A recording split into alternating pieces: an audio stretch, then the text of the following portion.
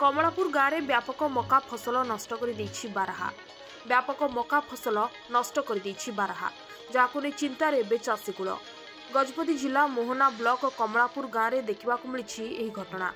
गाँव में बहु चाषी हेक्टर हेक्टर जमी में मका चाष कर 2 पैसा अर्थ उपार्जन करथांती। हेले गत 3 दिन है जंगलरू पल पल बारहा आसी गाँवर 4 जनक मका फसल अमल पूर्वर नष्ट कर दैछंती। जेते घोड़ाइले भी फसल छाड़ी बारहा जाऊना, जहां नहीं चिंतार रही चाषीकूल। चाषी लाभवान आशारे धार करज करी चाष करथिले चाषी, हेले अमल पूर्वर एकर एकर मका नष्ट कर दैछि बारहा। किभଳି भाबे चाषी निजर फसल को सुरक्षित करी रखिबे ताहा चाषी एबे चिंतार रहिछंती।